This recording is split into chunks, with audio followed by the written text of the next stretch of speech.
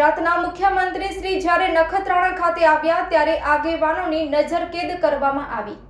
ગુજરાતના મુખ્યમંત્રી શ્રી જ્યારે નખત્રાણા ખાતે આવ્યા, રાષ્ટ્રીય દલિત અધિકાર મંચના જિલ્લા પ્રમુખ હિતેશ મહેશ્વરીની એલસીબી દ્વારા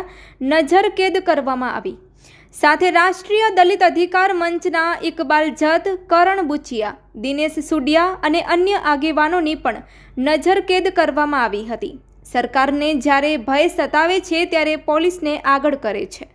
ગુજરાત રાજ્યના મુખ્યમંત્રી શ્રી જ્યારે આજે કચ્છમાં નખત્રાણા ખાતે પધાર્યા હતા ત્યારે અમો વખત ગુજરાત રાજ્યના મુખ્યમંત્રી શ્રી હોય કે અહીંના સંસદ સભ્ય હોય કે અહીંના ચૂંટાયેલા દરેક ધારાસભ્યો હોય એમને વારે ઘડી અમે ક્વેશ્ચન કરતા જ હોઈએ છીએ કે જ્યારે દલિતો ઉપર અત્યાચાર થાય છે ત્યારે અહીંના ચૂંટાયેલા અનામત ઉપર ચૂંટાયેલા સાંસદ વિનોદભાઈ ચાવડા પણ જ્યારે મૂંગા રહેતા હોય છે તેમ તમો પણ રાજ્યના મુખ્યમંત્રી હો અને તમારી પણ એવી એક જવાબદારી છે કે આ બાબતે સમાનતાનો હક બધાને મળવો જોઈએ અને કોઈ વિરુદ્ધ એવો ક્યારે પણ અત્યાચારો ન થવા જોઈએ। તે છતાં તમે મૂંગા રહો છો એ બાબતે હું ચોક્કસ અમે મુખ્યમંત્રી શ્રી પાસે અમે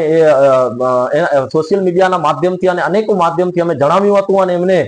એ અંગેનો અમારો વિરોધ પણ હતો કે જ્યારે આજે કચ્છમાં દલિતો ઉપર કે શોષિત પીડિતો વંચિતો ઉપર અત્યાચાર થતા હોય છે ત્યારે આ ભારતીય જનતા પાર્ટીના ચૂંટાયેલા પ્રતિનિધિઓ આ અંગે મૂંગા રહે છે એ માટે અમે ચોક્કસ વિરોધ દર્શાવ્યો હતો। હા, આ જ્યારે અમે આનો